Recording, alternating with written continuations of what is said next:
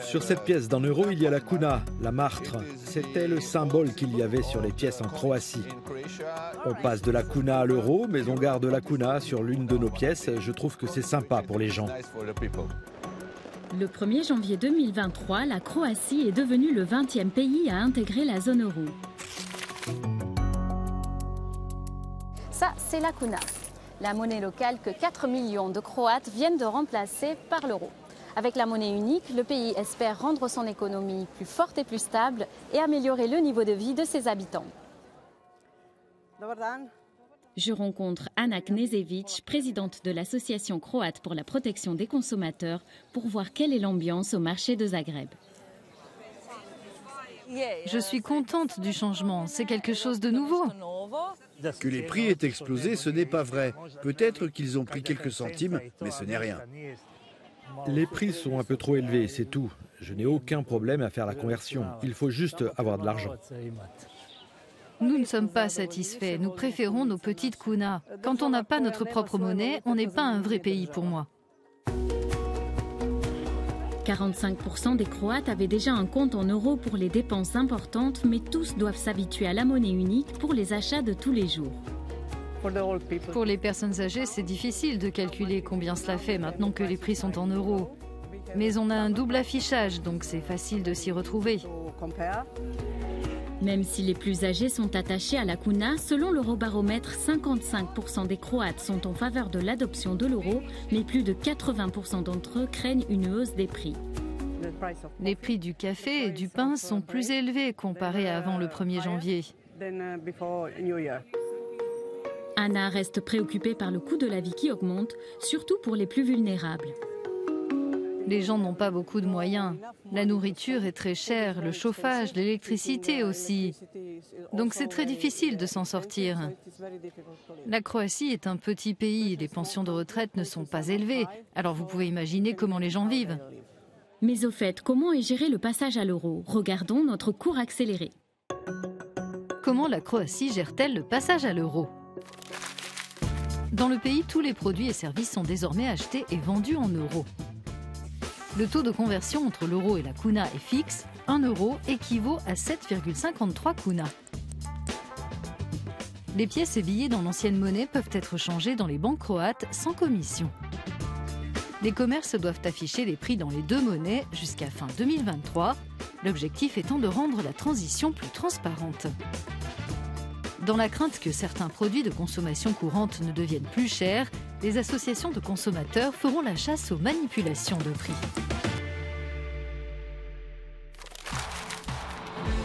L'arrivée de l'euro et l'ouverture à l'espace Schengen représentent un avantage important pour les secteurs comme le tourisme, qui représente 24% du PIB, mais aussi pour l'industrie, un secteur exportateur important pour l'économie croate. Le groupe Končar opère dans les domaines de l'énergie, des infrastructures et des véhicules ferroviaires.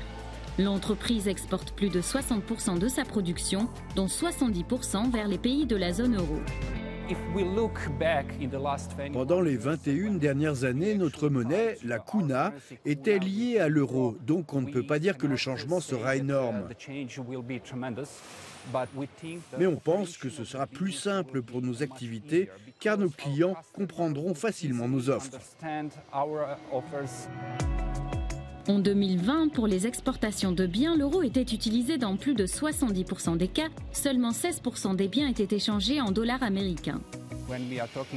S'agissant de la productivité, de la modernisation, de la production, de la numérisation, tous ces domaines sont beaucoup plus importants pour nous que l'euro en tant que monnaie.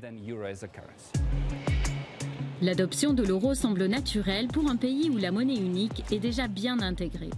Le PIB de la Croatie a augmenté de 6% en 2022, mais les projections ne sont que de 1% pour 2023, en partie à cause d'une inflation élevée. Je rejoins le gouverneur de la Banque centrale de Croatie, Boris Vujčić, pour lui demander ce qu'il pense du passage à l'euro. Je suis content que nous menions à terme un projet qui a été lancé il y a 5 ans environ. C'est quelque chose qui apportera plus de résilience à l'économie croate. Cela la rendra plus attirante pour les investissements directs étrangers. Les coûts de transaction seront plus faibles.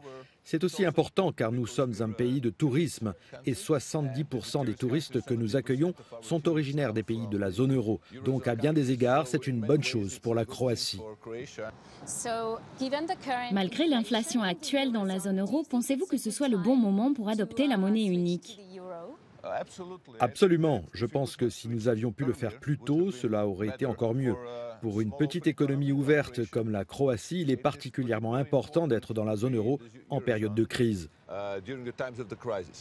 Quand vous regardez certains de nos voisins qui sont membres de l'Union européenne, mais qui ne font pas partie de la zone euro pour le moment, ils ont subi une forte pression sur le marché d'échange cette année, après l'agression contre l'Ukraine. Ainsi, si vous regardez le coût des crédits, il se situe actuellement entre 8 et 11% pour les entreprises et entre 6 et 9% pour les ménages.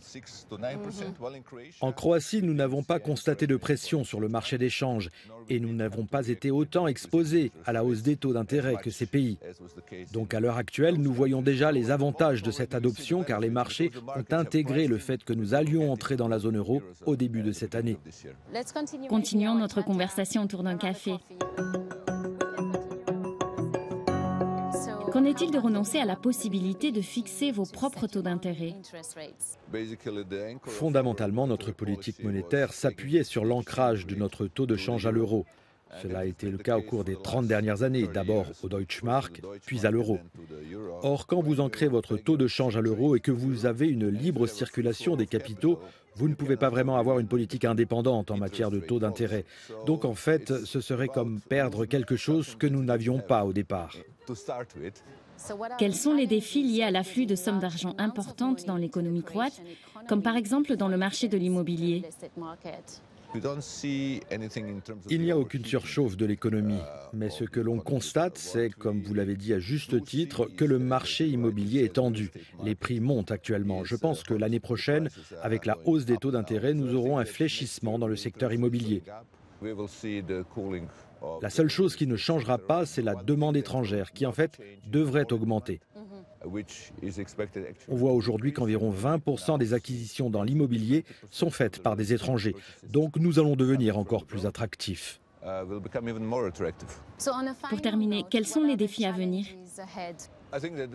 Je pense que l'adoption de l'euro n'est pas la solution miracle qui va résoudre nos problèmes économiques structurels. Nous devons maintenant nous concentrer sur ce type de réformes qu'il nous reste à mener, avec l'aide d'un meilleur environnement économique créé par l'entrée dans l'euro et dans l'espace Schengen. Thank you. Thank you.